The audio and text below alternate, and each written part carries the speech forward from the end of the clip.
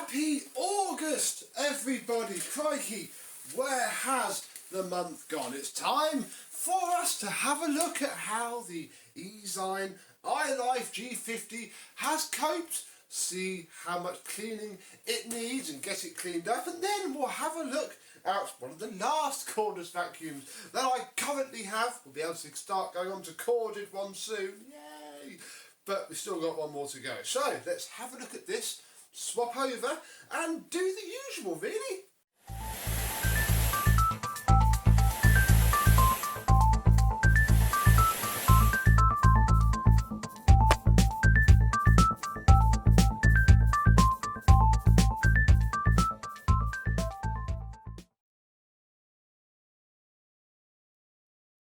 Yes, hello my vacuum cleaner chums, how are you today? Yes, this isn't a deep cleaner, it's, almost a glorified sweepy brush on the carpet, but on hard floors it's actually pretty flipping good. So I'm overall quite happy with it, especially if it's such a cheap cordless vacuum cleaner. It really is coping quite well, and I've left it full of dirt so that we can have a look at that part. But we'll start from the bottom and work up. The wand, it's made of that material that Dyson used, so every little scuff just stays on it. There's one there, there's one there. It's all just sort of, it picks up every little scrape and knock, but it's not got a dent in it.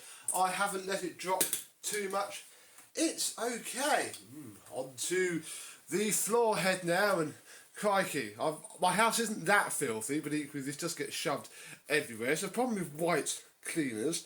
They show all the dirt, but that'll soon wipe off. The rear wheels haven't really fallen apart. There's a little bit there. I think it is starting actually. Look at that. Whoa. What I was always a little bit worried about with these very cheap machines, obviously corners have to be cut somewhere, but yeah, bar that, it seems okay, nothing else has broken. Let us remove the brush roll, and that gives us excellent access to clean out all in there. Ooh, that is quite grim, actually. We shall have to look at that. And yes, this little, come on, get off. Off. Ooh.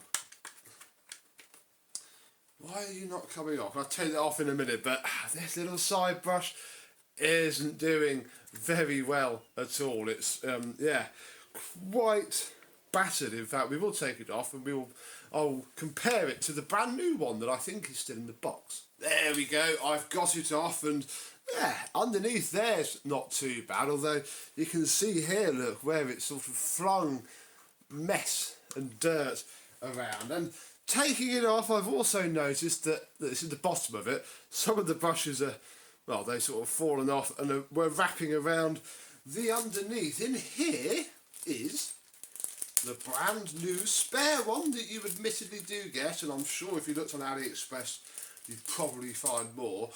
But I mean, this has had what, a solid month plus the few demos that we did when we first got it. Yeah, I don't know really. I suppose it's a bit of a shame that this doesn't last very well, but equally this is probably one of the cheaper parts of it, and it's obviously sacrificial because they give you a spare, so we'll have to go through that in a minute. Brush roll isn't too bad actually. I don't have much hair, so it's a bit difficult to really compare, but there's a little bit of carpet lint, and bar that, it's that's not dirt on those grey bristles, on those orange bristles. They just have grey ones mixed in a little bit, and this is about as far as you can. Oh no, you can take that off. Oh, there's a little bit of dust appearing in there. There's no sort of guard against that, so yeah, any dust and dirt that makes its way in will go straight in there. But the bearing still spins. Yeah, it's held up physically pretty well. Get that to clean out in a minute. Onto the main machine, and before I empty it, I haven't washed this filter at all. This is as it was when we started, and it's kept itself pretty clean. There is the beginnings of a little bit of dust coming onto it. It is now in need of a wash, which it will get, but crikey, more expensive vacuums don't do this well. I get Dyson V11s in pretty much weekly that are just constantly clogging the filter. This little cheapy cheap hasn't done any of that. Right, let's empty it onto the floor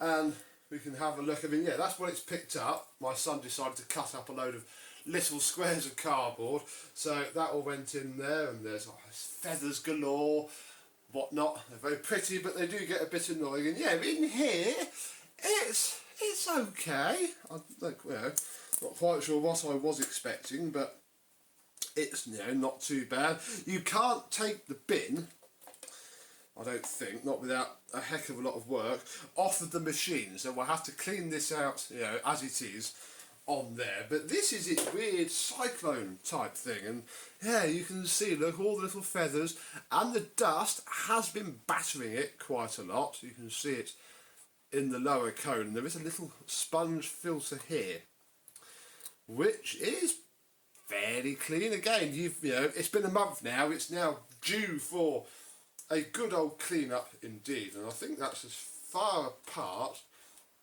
as we can take this as well. It just all needs a good clean and a good wash, which I don't think I'll do now because obviously it'll all have to dry. I'm going to wash this, not wash that.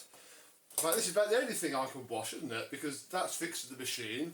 I'm just going to go at this with a cloth and some spray, and she should soon be back to normal. What we might also do is quickly pick up that dirt. In fact, no, we won't pick up that dirt there. Yeah, look, it all needs a good clean and a good wash. So, I'm going to do all that, clear up all this mess, and then we're going to move on to the machine that I'm going to use for August.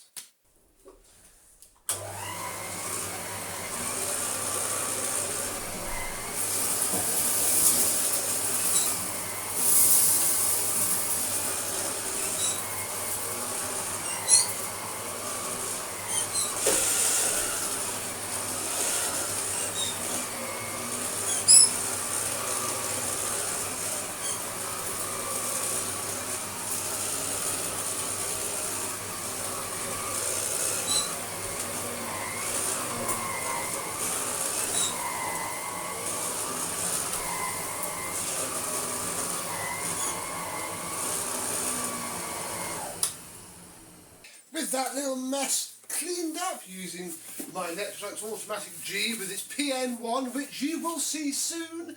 Stay subscribed for my unboxing video on that. It is time to go back to a Tinko. Yes, this time the A11, which I have been slightly looking forward to because I do have a bit of a soft spot for clear see-through vacuum cleaners. They're always fun, always nice, and this one is very see-through indeed. Now, just like the rest, I'm not going to take everything out of the box. I've quite liked plugging the Easine just in on the desk, so we're not going to get the dock out. I'm simply going to get one battery out, I think, not even two. We'll get the battery, we'll get the mini turbo head. Oh, I need this for the stairs. The Easine didn't come with one. I mean, it's not the best turbo head, can't lie, but it's alright, better than nothing. We'll have the dusting brush for the desk. We'll have the crevice tool. Is there a filter in it? Yes, there is, all nicely washed, I do believe. So, I think we'll leave the one filter in. Here's the ones here. They aren't too bad, as long as you tap them off every time you empty the machine. It doesn't build up that much. I think that's, actually no, that's very much not it, is it? The big important part is sitting under here. Here we are. The floor head itself. Very nice floor head this. I rate it quite highly. Is there any charge in the battery? Yeah. Fully charged up. Now, this one has 3 power modes. Comes on its default low, and then that's what I class as, you know, minimum. And then the nice high one, and then obviously defaults back when you turn it off. Not quite sure how I'm going to like this compared to the A10 that just had the 2 power mode, so its lowest mode was more strong than this one. Hang on, where this? The charger for this is actually out still. I didn't put it away, but I borrowed it for the A10, so that's fine. We're done with that, and yes, click, click. We're ready. Put these out the way because we don't want those yet. Oh.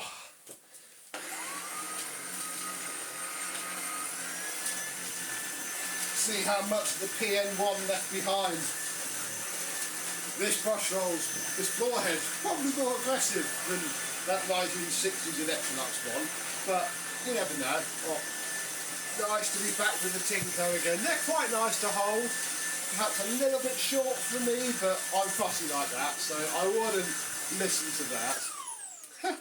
And yeah, look, all it managed to pick up was that little, to see it rolling around, that little ball of fluff, unless, of course, it's done a Tinko, and no, it hasn't picked up enough fine dust to clog the filter yet. Excellent. So, yeah, this is now the last Tinko that I have. I don't have any more. So we are getting towards the end, oh it's warm, of 12 vacuums in 12 months, the cordless edition. I'm going back to corded after this, although there is one more that I could use, and I want you to comment below what you think that could be out of all the cordless machines that you know I have. We're down to the penultimate one, the last one being quite a stupid idea. But we might do it. Comment down below with what you think it could be, and if you're right, I might pin you. And we'll start with that. But, certainly for now, this is going into the hallway. So the charger's still there. I didn't bother putting it away when we used the A10. And I can have a Tinko as my daily once more. So, there we go, really. I hope you've been enjoying this cordless series. It's certainly been interesting.